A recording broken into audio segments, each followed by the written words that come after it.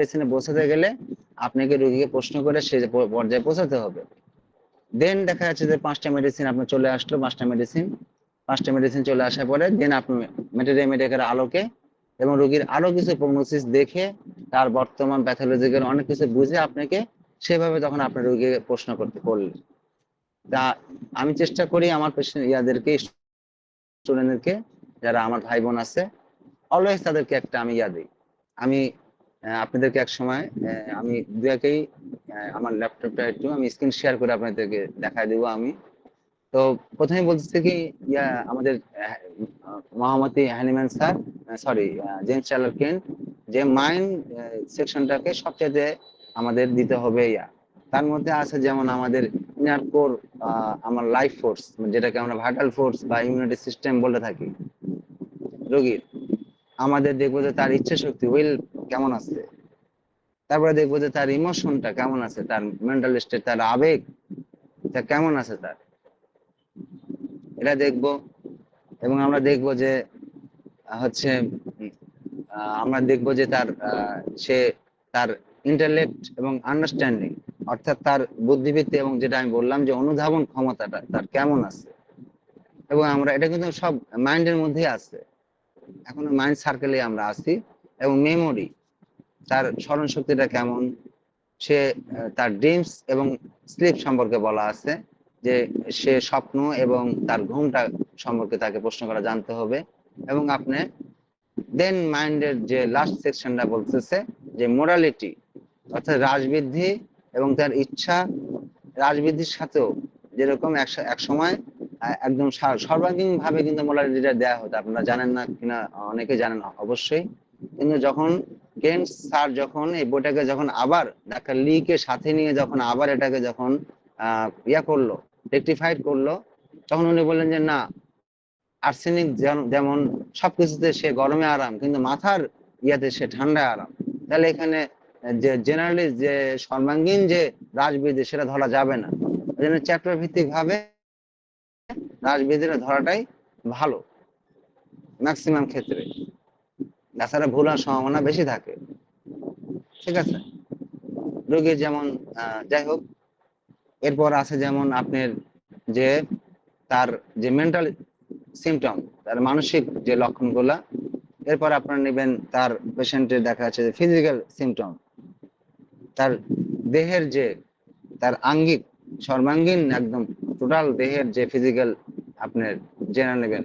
এরপর নিতে পারেন আপনারা তার পার্টিকুলার একদম অঙ্গগত একদম আঙ্গিক লক্ষণ। এবং অনেক শেষে বলা আছে কি অবজেক্টিভ অফ প্যাথোলজি, অর্থাৎ নিদান শাস্ত্রের যে পর্যবেক্ষণ। কোনো কোনো সময় মনে রাখবেন যে ডাক্তার যে আপনারা প্যাথোলজির দাম 100%, কোনো কোনো সময় 0% দাম, কোনো দাম নাই। কিন্তু কোনো কোনো ক্ষেত্রে আবার রোগীর মনে শান্তির জন্য এটা করতে হবে, রোগী যেন মেন্টাল স্যাটিসফাইড হয়। কিন্তু দেখতে পাচ্ছেন যে এখানে করলেও যা না করলেও তা, আর কোনো কোনো সময় আপনি করতে হবে। একজন কলিগ পেন নিয়ে আসলো, তখন আপনাকে বলতে হবে, টেস্ট করার প্রয়োজন করতে হবে তখন প্যাথোলজি, যে এটা আসলে ব্যথাটা কেন, এটা কি পেপটিক আলসার, এটা কি ডিউডেনামাল আলসার, নাকি এটা তার গল ব্লাডারে তার হচ্ছে স্টোন হয়েছে, নাকি অন্যান্য কোন জায়গাতে কিডনিতে ক্যালকুলাস হয়েছে, অর্থাৎ পাথর হয়েছে। তারপরে কি কমন সিমটম, অর্থাৎ যেটা সাধারণ লক্ষণ, যেটা সাধারণ ভাবে মানুষ কথা বলে, তার সাধারণ ব্যাপারগুলা। তো আপনি এখন নিবেন, এইভাবে নিতে হবে আমাদেরকে। তো আমাদের প্রথমে যেটা বললাম যে মনের আমাদের মোটামুটি 37টা অধ্যায় আছে। আমাদের যে কেন্টের যে জেমস চার্লস কেন্টের, এটা সর্বজন স্বীকৃত। এই রেপার্টরিটা শিখলে পরে আপনারা যেগুলা রেপার্টরি আছে একটু ফেমাস, তার মধ্যে সবই পড়ে, আপনারা যেটা খুশি সেটা ইউজ করতে পারবেন। নানের repertory, Robin Murphy repertory use করতে পারবেন, পাঠকের করতে পারবেন, সবই করতে পারবেন মোটামুটি। বেসিকটা জেনে গেলে প্রথমে যদি ইনিশিয়াল প্রাথমিকভাবে যদি ভুলটাকে শিখে যায়, পরে আপনি যদি তাকে ভালোটাও শেখান, কিন্তু সে কিন্তু সেটা তখন নিতে পারে না অনেক ক্ষেত্রে। যে কারণে আমাদেরকে প্রথমটা বেসটা আমাদের হতে হবে অনেক স্ট্রং। তখন দেখবেন যে আপনি অন্য আর 5টা ডাক্তারের চাইতে ভালো বুঝতে পারতেছেন এবং অল্পেতেই দেখতেছেন যে আপনি রেপার্টরি করে ফেলতে পারতেছেন। যেটা আধা ঘন্টাতে সম্ভব না, সেটা দেখা যাচ্ছে আপনি 10 মিনিটে করে ফেলতেছেন। একটা সময় এমন আসবে যে আপনি রোগীকে আপনি দেখলে পরে মেডিসিন বুঝতে পারবেন। তারপরেও করার দরকার হতে পারে আমাদের, অবশ্যই অবশ্যই সেখানে আপনারা করবেন। যাই হোক, এখন আমি এটা এই কারণেই বলছি যে এই রেপার্টরিটা আমরা বিভিন্ন ভাবে করে থাকি।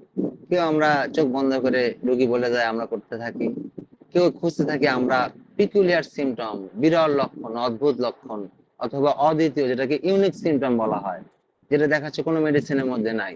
যেমন দেখা যাচ্ছে যে আপনার যে বীর্য একেবারে ঠান্ডা, কোল্ড, এটা একমাত্র ন্যাট্রামিওর ছাড়া আর কেউ না। ন্যাট্রামিওরেই একমাত্র এই সিমটমটা প্রডিউস হয়েছে রোগীর সময়, যে বীর্যটা একেবারে একেবারে তার একদম কোল্ড, ঠান্ডা। এরকম অদ্বিতীয় লক্ষণগুলা যেগুলা আর কোনো মেডিসিনে নাই, শুধু সেটাতেই আছে, সেটাকে আপনাকে খুঁজে বের করতে হবে। যেরকম তার দিকে তাকালে সে হাসে, বলতেছে ইয়াতে আপনার যে when laughing looked at mind সেকশনে আপনারা দেখবেন যে লাইকোপোডিয়াম ক্লেভেটামের কথা বলা হয়েছে। যতবার লাইকোপোডিয়াম ক্লেভেটামের রোগীর দিকে আপনি, তাই বলে সবাই না, এটাও বুঝতে হবে, সবাই না। আপনি খুঁজতেছেন যেটাতে আমি পড়ে আসছি, এটাতে আমি রেপার্টরিতে দেখছি, কিন্তু রোগী এরকম করছে না, তাহলে রোগী কি লাইকো না? আপনি ওই জন্য কিছু ছেড়ে দিতে হবে। আপনি তো সব যে বইয়ের মতো একদম পাবেন, আর বর্তমান যে বিশ্বে মায়াজামের যে দৌড়, যারা মায়াজাম সম্পর্কে বোঝেন হোমিওপ্যাথিতে, তাদের উদ্দেশ্যে আমি বলছি, যারা মায়াজাম, সোরা, সাইকোটিক থিওরি যারা বোঝেন, এর দৌড়াতে এখন এমন অবস্থা যে আমাদের রোগের যে সঠিক যে প্রগনোসিসটা, রোগের যে সঠিক যে পিকচারটা, সেটা আমরা অনেক ক্ষেত্রে দেখতে পাই না। অনেক সময় ফেক একটা একটা মিথ্যা ইয়া চলে আসে, আমাদের লক্ষণ চলে আসে সামনে।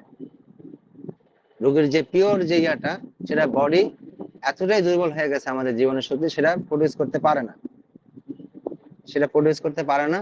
বিধায় আমাদেরকে কিন্তু দেখা যাচ্ছে যে আমরা অনেক ক্ষেত্রেই ফেল করে বসি। আমরা রোগীর ওই ওই লক্ষণটা নিয়ে আগাই, কিন্তু একসময় দেখা যায় যে আমরা মায়াজমের কাছে কিংবা অন্যান্য বিষয়ের কাছে হেরে যাই। আবার তিনটা বিষয় সবসময় মাথায় রাখবেন, সেটা হচ্ছে যে রোগীর প্রেজেন্ট কমপ্লেন, রোগীর মায়াজম এবং রোগীর ধাতু।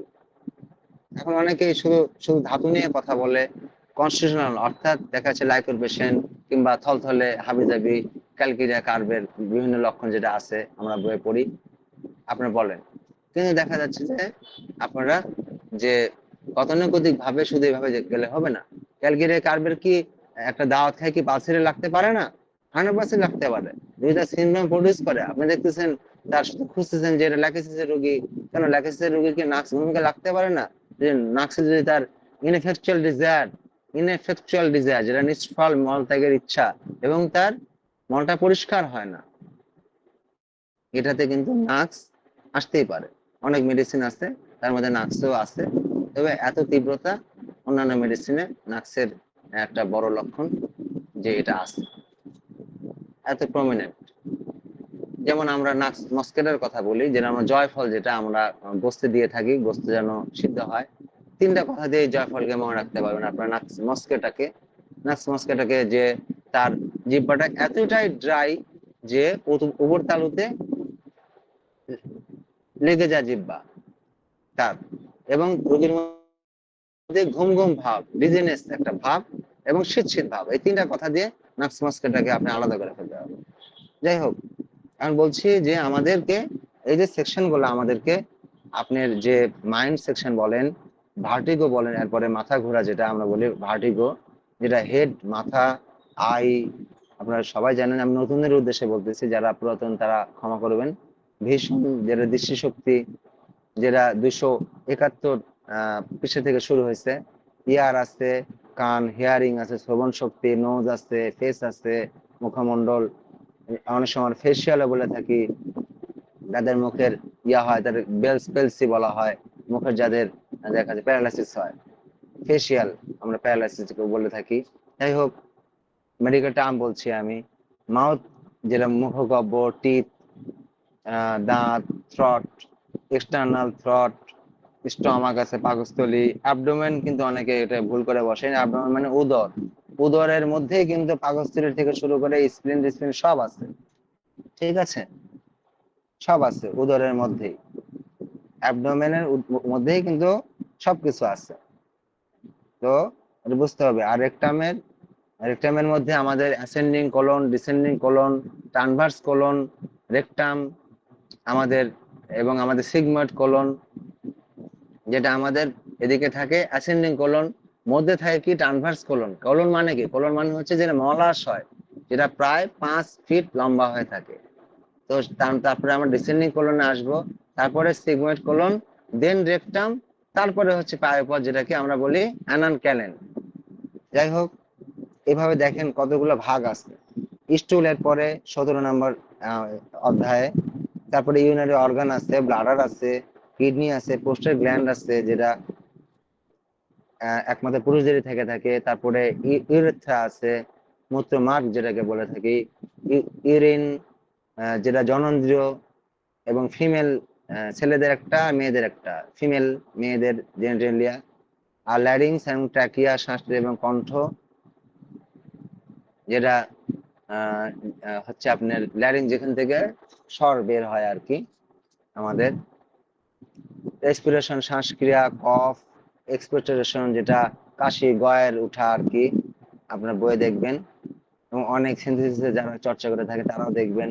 চেস্ট, ব্যাক, এক্সট্রিমিটিস, স্লিপ, দেন চিল মানে শীত অবস্থা, ফেভার, পার্সপিরেশন যেটাকে বলা হয় সোয়েটিং।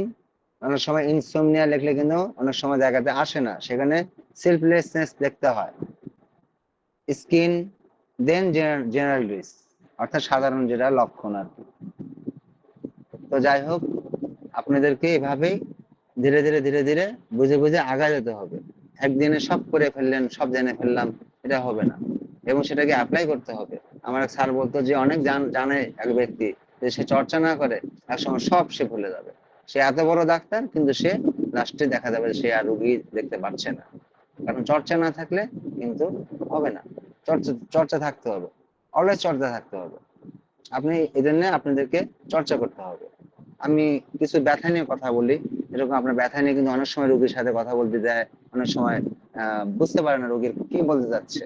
রোগীর কথা কি কনভার্ট করাটা আমাদের জন্য খুব কষ্টকর হয়ে যায়। যেমন অনেকে বলে যে ব্যথা করতেছে, তখন আর কোনো কোশ্চেন করেন না। মানে কোশ্চেন করবেন, কামড়ানোর মতো ব্যথা যেটা, সেটাকে অ্যাসিং পেন বলা হয়। যেটা আপনার আফটার পেন, যেটা মানে একটা মা হওয়ার পরে যে ব্যথাটা হয়, যেটা প্রসবান্তিক ব্যথা, যেটাকে অনেক সময় বাংলা ভাষায় বলা হয় যে ভেদালা ব্যথা, সেটা কিন্তু আফটার পেন।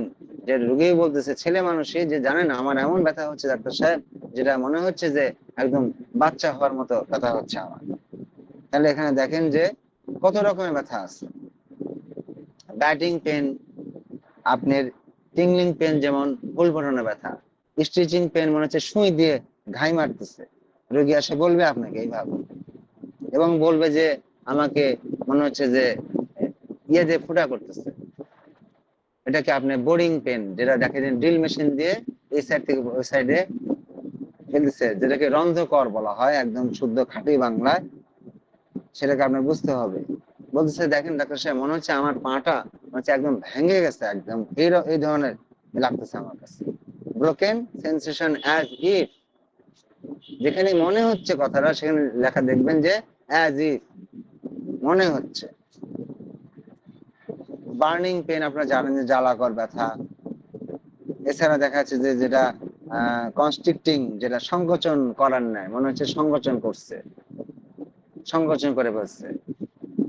যেমন আমরা হার্টের আমাদের মেডিসিনে পড়ে থাকি, যে যেন লোহার একটা হাত দিয়ে আমাদের ইয়াটাকে চাপ চাপ দিচ্ছে, আমাদের হার্টটাকে একদম লোহার একটা ইয়া দিয়ে ধরে রাখছে আমাদেরকে।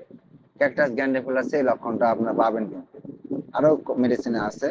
যাই হোক, যেরকম ক্র্যাম্পিং পেন, পেশেন্ট এসে বলতেছে যে আমার খিল ধরার মতো, বাতের ব্যথাটা কেমন, বলে যে খিল ধরার মতো, খিল ধরে গেছে জায়গাটা, ক্র্যাম্পিং পেন।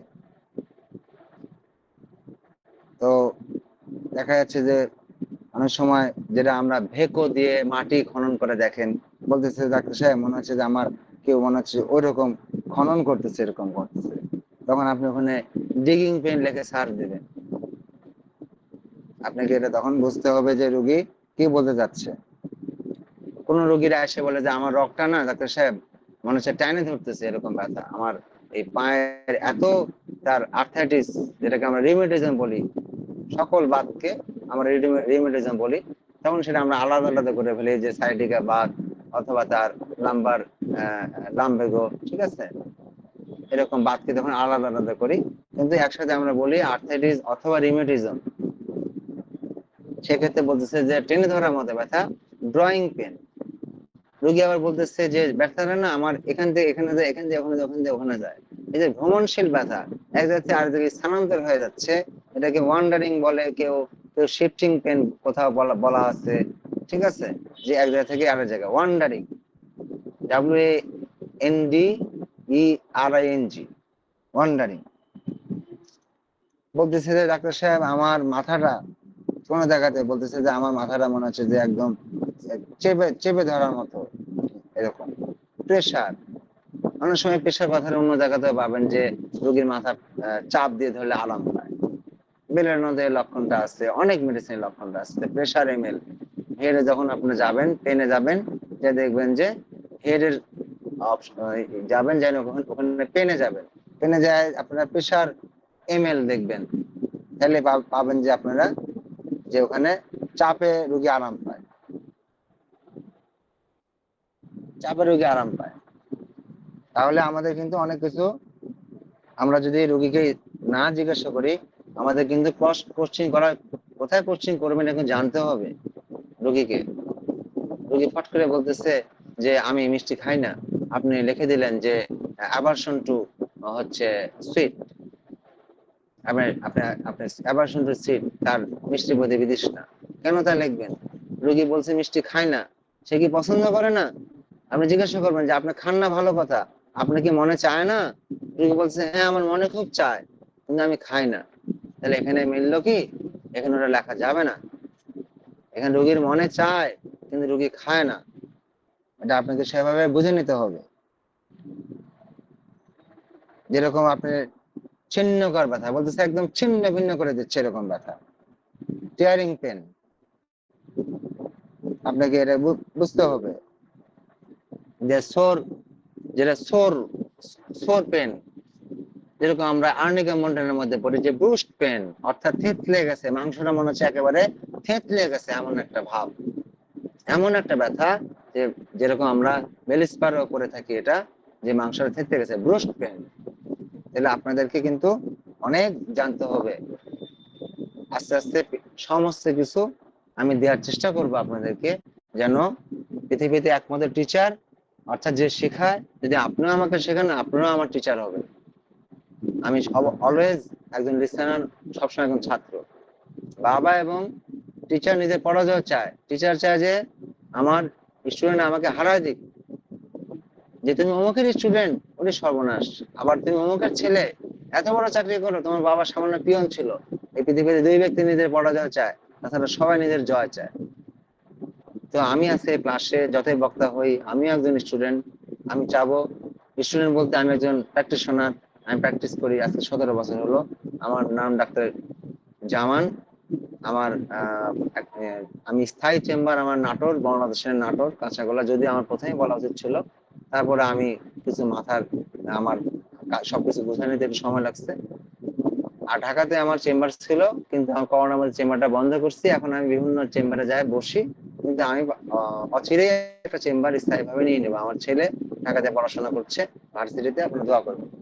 যাই হোক, যে কথা ছিলাম, তাহলে আমাদেরকে বুঝতে হবে যে আমাদের এখানে পেশেন্ট এসে বলতেছে যে আমার এমন তীক্ষ্ণ ব্যথা যে আমি আর টিকতে পারতেছি না, শার্প পেনে চলে যাবেন। কোথায় ব্যথা? বললো যে আমার এক্সট্রিমিটিস, অর্থাৎ এক্সট্রিমিটিস মানে কি? অর্থপদাতি, অর্থাৎ হাত পা।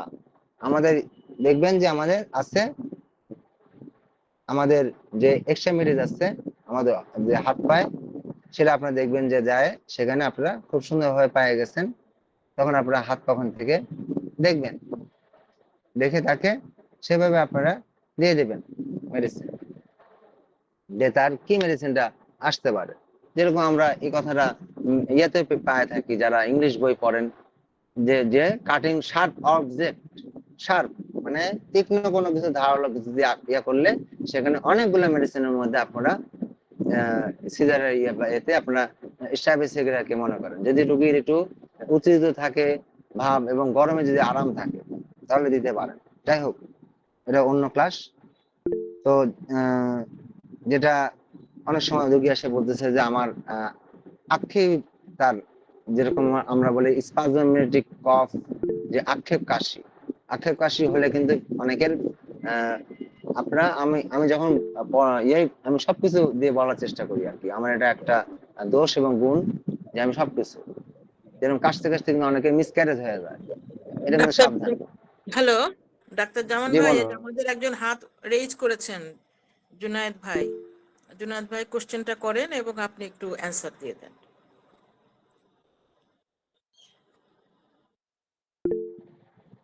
জি ওয়ালাইকুম আসসালাম।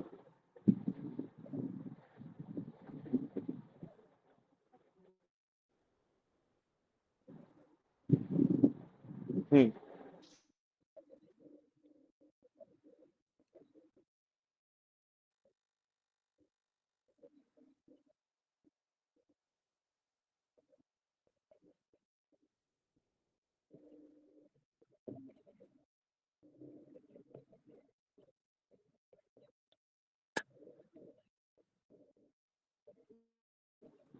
জি, আচ্ছা আচ্ছা, বুঝতে পারছি আপনার কথাটা।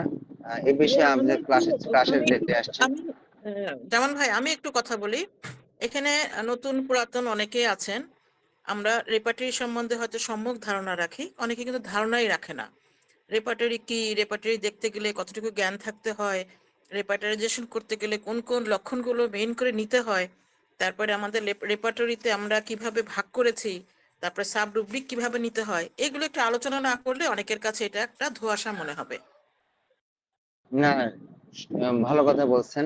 আসলে একটা ক্লাসে এটা জাস্ট একটা ওয়ার্ম আপ ক্লাস, যে একটা ক্লাসেই মানে আমি আমি যেহেতু বলি ভাইয়া, এখানে ওয়ার্ম আপ ক্লাস, আপনি রেপার্টরি বলছেন, এক্সট্রিমিটিজ বলছেন, জেনাটেলিয়া বলছেন, ফিমেল জেনেটিয়ার নাম বলছেন। অনেকে তো এটা বুঝতেই পারছে না, অনেকের কাছে তো রেপার্টরি বইটাই নাই। আচ্ছা ঠিক আছে, আমি বুঝতে পারছি। এবং ঠিক ভূমিকা আছে থেকেই বোন, বলতে হবে। আপনাকে আপনাকে আপনাকে ধন্যবাদ। আপনাকে ধন্যবাদ। রেপার্টারি যাদের কাছে হার্ড কপি আছে তারা অবশ্যই রেপার্টারি কোশ্চেন পরে নিচ্ছি আমি। বোন, যে একজন হাত তুলছে জহির, আমি আপনার কোশ্চেনটা পরে নিচ্ছি। ঠিক আছে? তো রেপার্টারি বই যাদের কাছে নাই তারা রেপার্টারি বই জোগাড় করে নেবেন, হার্ড কপি, তাহলে সবচেয়ে ভালো হয়। অনেকে সফটওয়্যার ইউজ করেন, কিন্তু এটা আমি সব সফটওয়্যার ইউজ করার পক্ষে না আর কি। কারণ সফটওয়্যারে ঠিক আছে ইউজ করেন, কিন্তু হার্ড কপি একটু প্রথম দিকে একটু পড়লে ভালো হয় আর কি।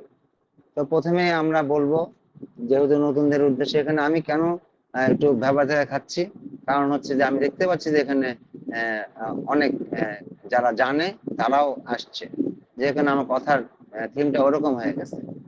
ঠিক আছে, আমি নতুনদের মতোই করেই বলি। আমরা রেপার্টারি বইটা আমরা আমরা অবশ্যই প্রথমে আমাদেরকে কিনতে হবে একটা ভালো রেপার্টারি বই, যেটা আমাদের সর্বজন স্বীকৃত, আপনারা সবাই জানেন। এবং সেখানে আপনারা 37টা অধ্যায় পাবেন। 37টা অধ্যায়ের মধ্যে আমাদের যেরকম মাইন্ড সেকশনটা প্রথমে পড়ে, সেখানে প্রায় 529টা রুব্রিক আছে। মন অধ্যায়, মন অধ্যায়ে 529টা রুব্রিক আছে। সেখানে রুব্রিক বলতে কি, এটা মেডিকেল টার্ম, অর্থাৎ দেখা যাচ্ছে যে রোগী কি কটুভাষী।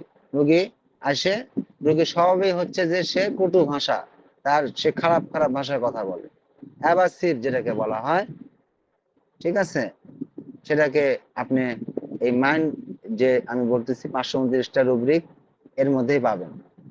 ঠিক আছে? তারপরে দেন আপনারা যদি আসেন, আমি আজকে জাস্ট একটু বলে যাচ্ছি যে এরপরে ভার্টিগো পাবেন। ভার্টিগো, ভার্টিগোতে আপনারা মোটামুটি প্রায় 164-65 মতো হচ্ছে। তসিম সাহেব সবসময় বিদায় নেয়, ওনার গেস্ট থাকেই।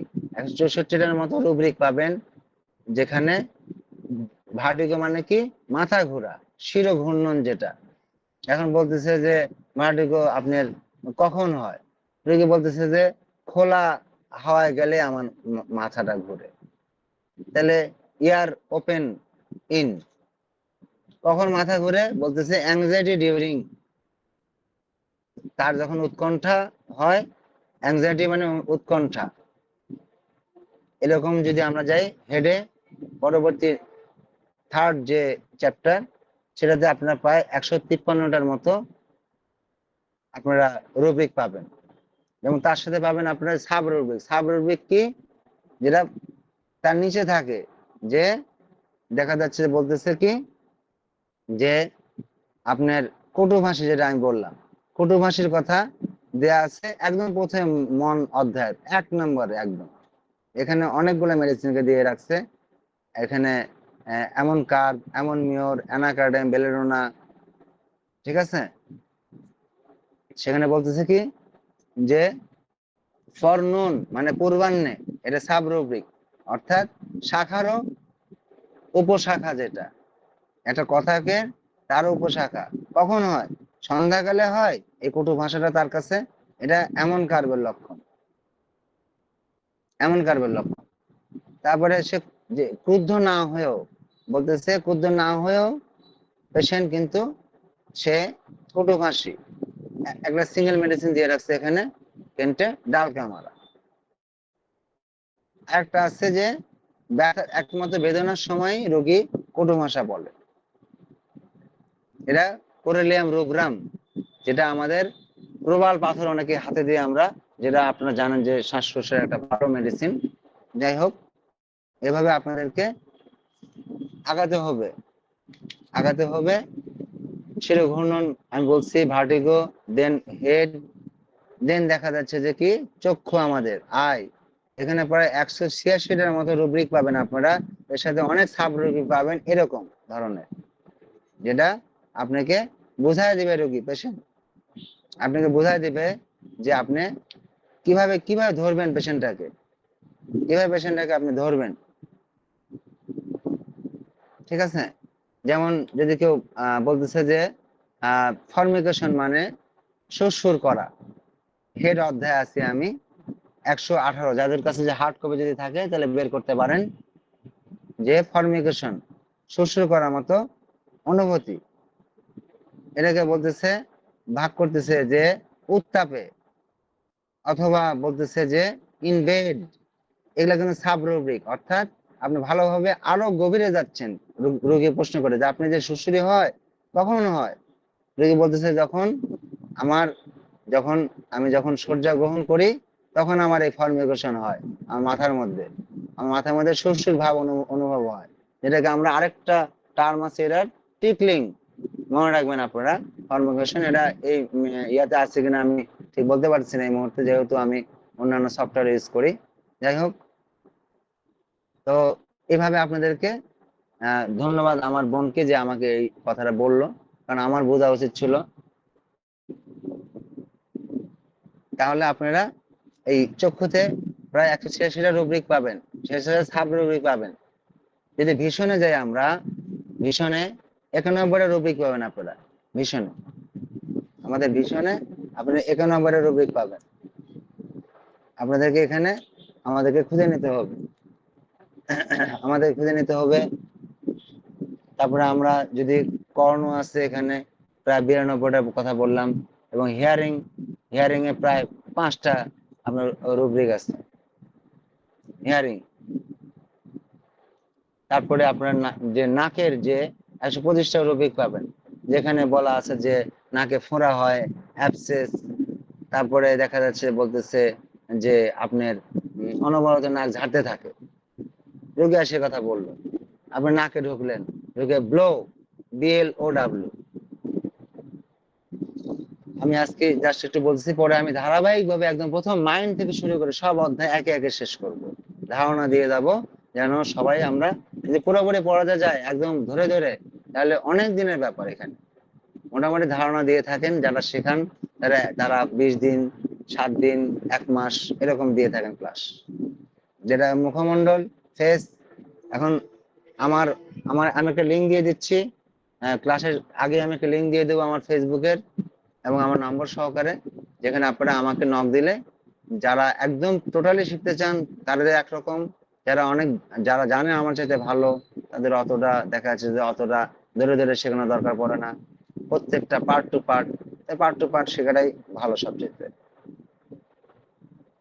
তারপরে যেরকম মাউথের মধ্যে আপনারা পাবেন প্রায় 173টা রুব্রিক, যেখানে বলা আছে যে অনেকে বলে যে আমার জারি ঘা হয়, মুখের মধ্যে এক ধরনের ঘা, গ্রাম্য ভাষায় জারি ঘা বলে।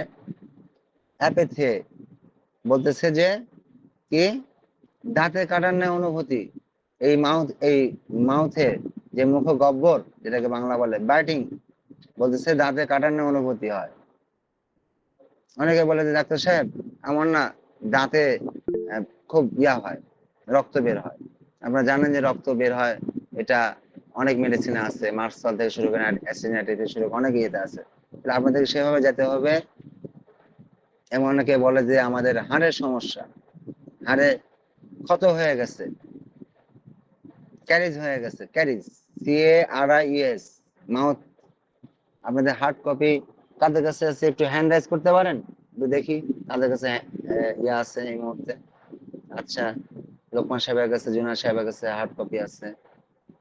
আচ্ছা, ইয়ের কাছে আছে আমাদের ডাক্তার সাহেবের কাছে, তারেক কুতুব সাহেব। আচ্ছা ঠিক আছে, নাদিয়া নাসির সাহেবের কাছে সবার হার্ড কপি সামনে আছে। তো আহ, এটাই হচ্ছে তারপরে আপনারা আপনারা ইয়া বলছেন যে কিভাবে আমরা শিখবো। আমরা শিখবো এইভাবে শিখবো যে আমাদের মেডিকেল টার্ম জানতে হবে, আমাদের ইংরেজি সম্পর্কে ধারণা রাখতে হবে, ইংরেজি ডিকশনারি আমাদের কেনা রাখতে পারে এর কারণে অনেক সময়। এছাড়া আমাদেরকে প্রচুর ইংরেজি জানতে হবে, রোগীর কথাগুলোকে কনভার্ট করাটা এতটা সহজ ব্যাপার না। আমরা মনে করি রেপার্টরি অনেক সহজ, কোনো ক্ষেত্রে হ্যাঁ অনেক সহজ, কারো কারো কাছে কারো কাছে অনেকটাই কঠিন। সে নিজের নামটাই দেখা যায় ঠিক মতো সই করতে পারে না, সে দেখা যায় অনেক ইংরেজিতে অনেক কাঁচা, ইংরেজিতে কাঁচা হলে অনেক সমস্যা। কারণ যত স্টলওয়াররা আছে যারা, তারা সবাই তাদের বই ইংরেজি ভাষাভাষী, যে কারণে ইংরেজির প্রতি দক্ষতা থাকতে হবে আপনাদের। বলনালী, থ্রট, দাঁত, এছাড়া আপনারা পাবেন দেখা যাচ্ছে যে একে একে সবই পাবেন। তো জোনাস সাহেবের প্রশ্নটা ছিল যে আমরা কিভাবে এটাকে রপ্ত করব।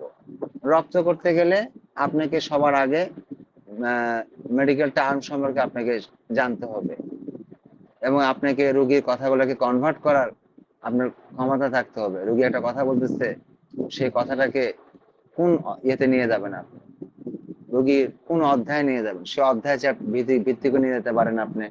রোগীর এখন ব্যথা হচ্ছে, সেটা ফেসে না হয়ে তো হাতে হতে পারে, তখন আপনি তার ইয়েতে চলে যাবেন, তার হাতের ইয়েতে চলে যাবেন আপনি। তখন গেলে পরে ওখানে আপনি তার আপনি দেখতে পাচ্ছেন যে মেডিসিন পাবেন, পেলে পরে আপনি তখন সেভাবে কথা বলবেন, তার কি সমস্যা হচ্ছে না সমস্যা হচ্ছে সবকিছু তখন আপনি তাকে ওখান থেকে জিজ্ঞাসা করতে পারবেন। 952 পৃষ্ঠাতে আমাদের হাত পা সম্পর্কে বলা আছে, এক্সামিটিস আমাদের হস্ত পদার্থী যেটা বলা হয়, হাত এবং পা সম্পর্কে ওখানে অনেক কথা বলা আছে, ওখান থেকে পাবেন আপনারা। তো আপনারা রোগীর কাছ থেকে সবার আগে তার লক্ষণগুলো সংগ্রহ করবেন, করে দেন সেটাকে কনভার্ট করার চেষ্টা করবেন। রোগী বললো যে ফ্রাইট এবং ফেয়ার, দুটা মানে হচ্ছে ফেয়ার মানেও ভয়, ফ্রাইট মানেও ভয়। তাহলে ফ্রাইট এবং ফেয়ারের তফাৎ কি? ফ্রাইট এবং ফেয়ারের তফাৎ হচ্ছে এটাই যে ফ্রাইট মানে হচ্ছে যেটা এক্সট্রিম, যেটা ভয়, যে রোগী অত্যন্ত মারাত্মক লেভেলে, সিভিয়ার লেভেলে ভীত সন্ত্রস্ত, সেটা হচ্ছে ফ্রাইট নেসের মধ্যে পড়বে। আর যেটা ভয়, ভয় সেটা স্বাভাবিক ভয়, যে ভয় আছে কিন্তু অতটা রোগী মারাত্মক লেভেলে চলে যায়নি, সে সিভিয়ার লেভেলে, এক্সট্রিম লেভেলে চলে যায়নি, সেটা ফ্রাইট না, সেটা ফেয়ার। এভাবে আপনাদেরকে ভাগ করতে হবে। যেরকম এনভি এবং জেলাসি খুব কাছাকাছি। জেলাসি মানে হচ্ছে ঈর্ষাপরায়ণ, আপনার মাইন্ড সেকশনে চলে যাবেন, মন অধ্যায় দেখবেন জেলাসি মানে ঈর্ষাপরায়ণ। আমি জাস্ট আজকে একটু টাচ দিয়ে যাচ্ছি, যখন বেসিক ভাবে ইয়া করবো। এনভি যেরকম পরশ্রী কাতর, খুব কাছাকাছি, দুটাকেই মানুষ মনে করে যে ঈর্ষাপরায়ণ না। এনভি এর পেশেন্ট যারা পরশ্রী কাতর, অন্যের দেখে সে কাতর হয়ে পড়ে, তার কথার মধ্যে সাইলেন্টটা থাকবে, অতটা অ্যাগ্রেসিভ উত্তেজনা থাকবে না। সে বলবে যে আমিও তো এমএ পাস, আমি তো 1 লাখ টাকা স্যালারি ড্র করি না, কিন্তু আমার এই কলিগটা 1 লাখ টাকা, সে একই আমার চাইতে সে তার যোগ্যতা কম কিংবা একই যোগ্যতা, সে কেন পায়, এরকম ঠান্ডা মেজাজে বলবে। এটাই হচ্ছে এনভি, পরশ্রী কাতর। আর যেটা জেলাসি, সেটার মধ্যে একটু অ্যাগ্রেসিভ ভাব থাকবে, একটু তার মধ্যে একটু উত্তেজনা থাকবে, ইরিটেটেড থাকবে একটু, সেটা জেলাসি মাইন্ডেড। জেলাসিতে দেখলে আপনি দেখতে পাবেন যে ওখানে ল্যাকিসিসকে সবচেয়ে প্রমিনেন্ট দিছে এবং হায়াসিমাসকে, কিন্তু ওখানে ল্যাকিসিসই সবচেয়ে জেলাস। আমরা যতগুলো পেশেন্ট দেখি তার মধ্যে ল্যাকিসিস সবচেয়ে জেলাস আমরা বেশিরভাগ দেখে দেখে থাকি। মনের মধ্যে যে নাই তা না, যেরকম মেলিসিয়াস মানে হিংসুক, হিংসুক আর জেলাসি এক কথা না। এগুলো আস্তে আস্তে সব আপনারা জানবেন। আমি হয়তোবা আর আমার যে সেশন চলতেছে আর 2 মাস পরেই আমার ইয়া দিয়ে দিচ্ছি। আচ্ছা, কি বলছে ইনবক্সে?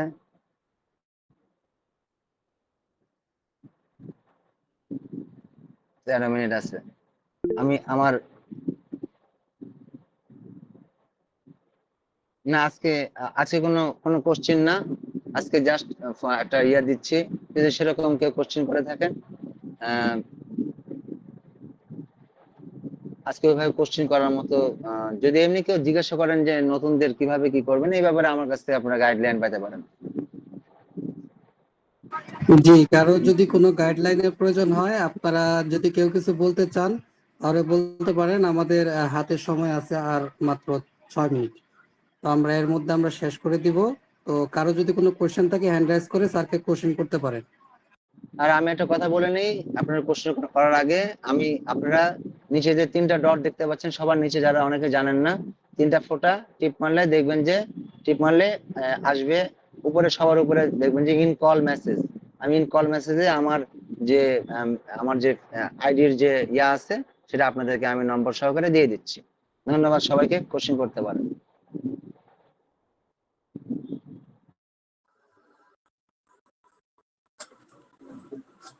রেপার্টরি করতে গেলে আমরা রেপার্টরির কোন রেপার্টরিটা কিনবো? এখানে তো আমাদের মনে হয় সবার রেপার্টরি বইটা নাই, অনেকগুলো রেপার্টরি আমরা ফলো করতেই পারি, কিন্তু ইন জেনারেল আমরা কোন রেপার্টরি বইটা কিনবো,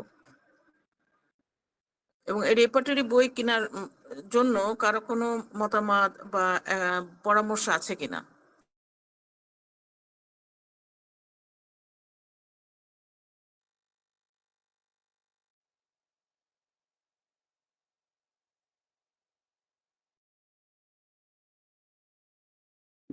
হ্যাঁ, একজন আমাদের ভাই বলছেন যে, ডক্টর ইয়াসিন সাহেব বলছেন যে কেন্ডি রেপার্টরির কথা বলছেন উনি, যে কেন্ডি রেপার্টরির কথা কিনতে বলছেন।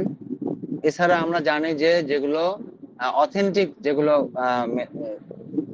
বোন শোনা যাচ্ছে তো নাকি আমাকে? হ্যাঁ, জি শুনতে জি পাচ্ছেন?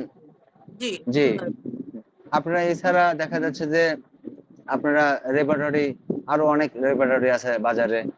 আপনার রবিন আরফি থেকে শুরু করে আপনারা হচ্ছে ফাটকের রেপার্টরি, অত্যন্ত সুন্দর রেপার্টরি, ঠিক আছে। আপনারা বরিকের কিনতে পারেন, সব কিনতে। তবে আমি মনে করি যেটা অ্যাজ এ স্টুডেন্ট হিসেবে, যে একটা কেন্দ্রে রেপার্টরি যদি মোটামুটি বেসিকটা মানুষ বুঝতে পারেন, যারা নতুন পুরাতন সবাই আমরা আছি, মোটামুটি একটা একটা শক্ত একটা মজবুত জায়গা চলে যাবে। পরবর্তীতে সে ওখান থেকে আরো তার আলো আলো সে ছড়ালো, আরো সে অন্যদিকে চলে গেল। এমন এমন কিছু কিছু রুব্রিক আছে যেগুলো কেন্দ্রের রেপার্টরিতে নাই, কিন্তু বেসিকটা কিন্তু দেওয়া আছে, অনেক অনেক দেওয়া আছে, এত দেওয়া আছে যেটা সারা জীবন আমার সাধনা করলেও কিন্তু পূর্ণ হবে না। যদি হ্যাঁ, হ্যান্ড রাইজ করছেন ডক্টর নাজিম উদ্দিন, জি বলুন। আসসালামু আলাইকুম স্যার। জি ওয়ালাইকুম আসসালাম। স্যার, রেপার্টরি নিয়ে একটা সমস্যা আছে। নতুন যারা বলেন। বিশেষ করে ওনারা মনে করে যে রেপার্টরি পারলাম তো পণ্ডিত হয়ে গেলাম। ওনারা রেপার্টরি দিয়ে ওষুধ নির্বাচন করার চেষ্টা করে এবং তা দিয়ে যা রুব্রিক হাইয়েস্ট আসে, সর্বোচ্চ যে যেই মেডিসিনটা পায় রুব্রিক, ওটাকেই সিলেক্টেড মেডিসিন হিসেবে মনে করে।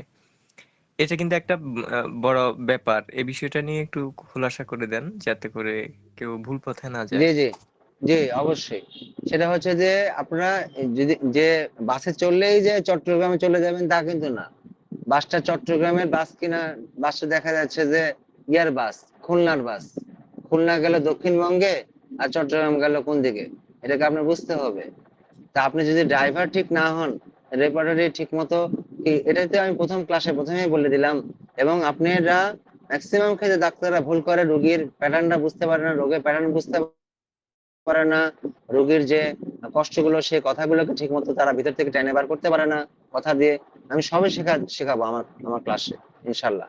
কিভাবে একজন আপনার ভালোভাবে কোশ্চিন করে এবং কাউন্টার কোশ্চিন করে কিভাবে, কোন ফিল্টারিং করে কিভাবে নেবেন, এটা একদিনে গোলায় খাওয়া দেওয়ার জিনিস না। এটা ধীরে ধীরে শিখতে হবে, একদিনে কোনোদিন রেপার্টরি শেখানো যায় না।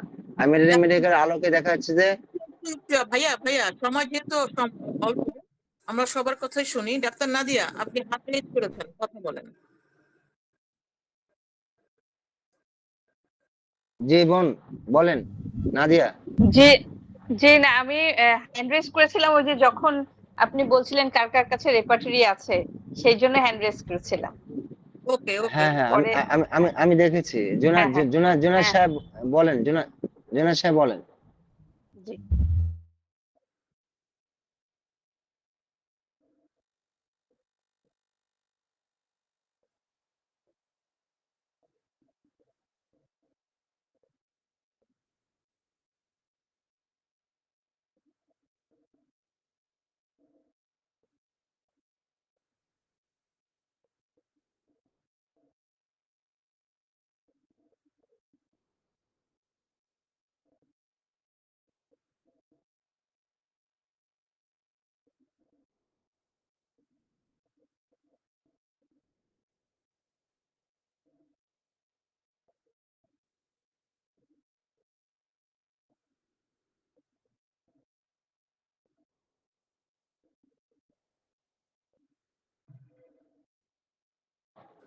চ্যাপ্টার গুলোতে তো ব্যবহার করতে পারবেন রোগীর ভাষা দিয়েই, এক নম্বর কথা। আর মনে রাখতে গেলে অনেকেই একটা সুন্দর করে একটা ইয়া করে, ছবি তৈরি করে এবং তার চেম্বারে সে যেখানে সবসময় বসে সেখানে মনে রাখার জন্য সবসময় সামনে লাগায় রাখে।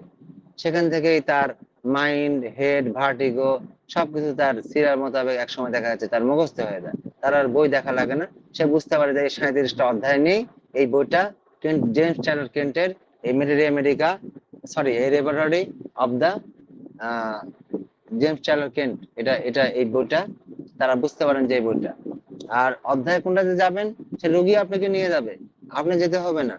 রোগীর কথাগুলোকে যখন আপনি যখন মূল্যায়ন করবেন, এবং সবচেয়ে বড় কথা যেটা একজন আগের বক্তা যে বলে গেলেন যে কি আমরা ভুলটা করি, আমরা কেন ভুলটা করি, আমরা ইভ্যালুয়েশন করতে পারি না।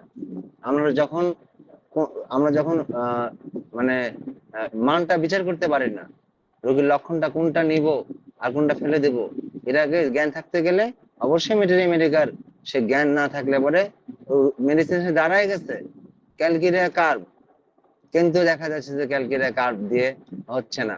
রোগী কথা বলতেছে, দেখা যাচ্ছে একদম বেলেরোনার মতো, সেম তার কথা, তার লক্ষণ পুরা লক্ষণ। তাহলে কি আপনি ওখানে বেলেরোনা নেবেন না? যদি বেলেরোনা দেখা যাচ্ছে 4 নম্বর সিরিয়ালে পড়ে গেছে কিন্তু ফার্স্টে দেখা যাচ্ছে ক্যালকিরিয়া কার্ভ, তাহলে কি আপনি নেবেন না? নেবেন। কখন নিতে পারবেন আপনি?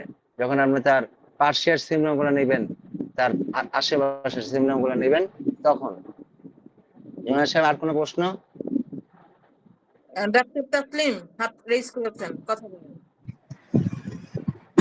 এখানে ব্যাপারটা হয়েছে কি, ডক্টর জামান স্যার, আমাদের বলেন।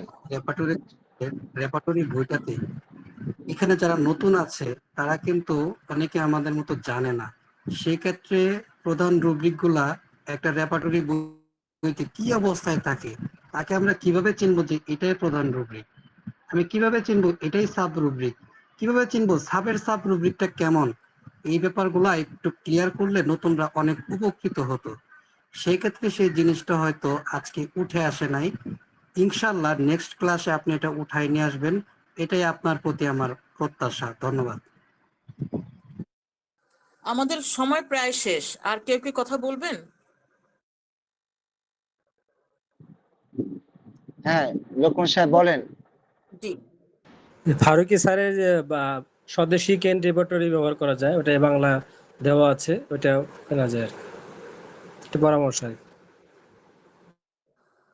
জি জি, আপনার অশেষ ধন্যবাদ। আপনি তাসিম সাহেব, আপনার প্রশ্নটা কিন্তু ক্লিয়ার হয়নি। আর কেউ প্রশ্ন করবেন, তারপর আপনি একটু ক্লিয়ার করে দিন। আসলে এখানে ভাইয়া রেপার্টরি একটা অনেক বড় একটা অধ্যায়। হ্যাঁ হ্যাঁ, হ্যান্ড রাইজ করছে আমাদের আমাদের বোন নাদিয়া। জি বোন বলেন, নাদিয়া বোন। যে হ্যাঁ, আমি একটা প্রশ্ন আসছিল, যেটা হচ্ছে একটা পেশেন্ট ধরেন তার নির্দিষ্ট অবশ্যই একটা মেডিসিন আছে, তার ক্যারেক্টার মেডিসিন, ধরেন পালসিটেলা, বাট সে এখন পালসিটেলায় নেয়, সে এখন অন্য আহ, উম, ইয়েতে আছে, হ্যাঁ, অন্য মেডিসিনে আছে। তো এখন জি কোন, সেই ক্ষেত্রে দেখা যাচ্ছে সব আহ, লক্ষণগুলো আমার মিক্সড আপ হয়ে গেল। তো আমি এখন ডিসাইড দেখতেছি যে পালস দিলে তখন কাজ করছে না, মানে অনেক সময় ওভারল্যাপিং হচ্ছে। তো সেই ক্ষেত্রে আমি ডিফারেন্সিয়েট কিভাবে করব যে এটা অ্যাকিউট, আর অ্যাকিউট তো কিছু থাকবেই, কিন্তু দেখা যাচ্ছে মানে মাঝে মাঝে এই জিনিসটা আমার কনফিউশন হয় যে তাকে আমি এখন মেডিসিন কোনটা দিলে কাজ করবে, কোনটা আগে দিব। একটা আছে মায়াজোমেটিক ডোজ আগে দিব, একটা আছে মাঝখানেও কি মায়াজোমেটিক ডোজ দিলে কাজ করে কিনা, যে যখন এটা প্রপারলি কাজ করছে না সেটা বোঝার জন্য। হ্যাঁ, আর কখন আমি ক্যারেক্টার মেডিসিনটা দিব, আর কখন আমি সে কোন মেডিসিনে আছে সেটা বোঝার সিস্টেমটা কি, আচ্ছা, কনফিউশনটা ক্লিয়ার করার মানে উপায়। আপনি আপনি হুম। বলতে চাচ্ছেন যে যে যে কখন আপনি রোগীকে হচ্ছে মায়াজামের মেডিসিন দিবেন, কখন আপনি অন্য মেডিসিন দিবেন, এটা এটা বোঝার একটা গাইডলাইন, তাই তো বোন? জি জি জি। জি, এটা এটা ক্রনিক এবং অ্যাকুট কেসে আপনি আহ, হচ্ছে বোঝার দরকার নাই, ধাতু বোঝারও দরকার নাই, মায়াজাম বোঝারও দরকার নাই কোনো কোনো ক্ষেত্রে। কোনো আচ্ছা। কোনো ক্ষেত্রে, সব ক্ষেত্রে না, কোনো কোনো ক্ষেত্রে। এখন দেখা যাচ্ছে যে কেউ হঠাৎ করে একটা বৃষ্টিতে ভিজে রোগী চলে আসছে, পুরা কথায় বলেই দিই যে দেখা যাচ্ছে যে তার বেলেডোনা অথবা রাস্টক্স অথবা অন্য মেডিসিনের লক্ষণে, ধরেন রাস্টক্সিডি, সেখানে তো আমাদের মায়াজম এখানে খুঁজে খুঁজে লাভ নাই তো, কারণ এটা অ্যাকুট ফর্মে আছে, এটা একটা এক্সাইটিং কজ, এটা একটা এক্সাইটিং কজ হতে পারে। সেই পেশেন্টটা অ্যান্টিটিউবারকুলার মেডিসিন তার লাগবে, কিন্তু ওই মুহূর্তে আমরা তাকে দিতে পারবো না, তাকে আমাদেরকে ওই অ্যাকুটটা আগে করতে হবে। এবং কনস্টিটিউশনাল মেডিসিনটা কখন দিবেন? কনস্টিটিউশনাল মেডিসিনটা দিবেন সেই সময় যখন একটা ক্রনিক পেশেন্টকে যখন দেখবেন আপনারা, যখন দেখবেন যে তার ধাতুগত পরিবর্তন হয়ে গেছে, যখন ধাতুগত তার তার প্যাটার্নটা চেঞ্জ হয়ে গেছে।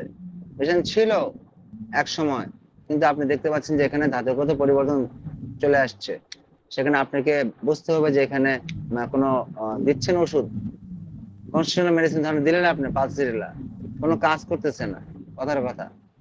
আমরা অন্তর্বর্তীকালীন সময়ের মেডিসিন বলি যে মায়াজোমেটিক মেডিসিনকে অন্তর্বর্তীকালীন সময় করি।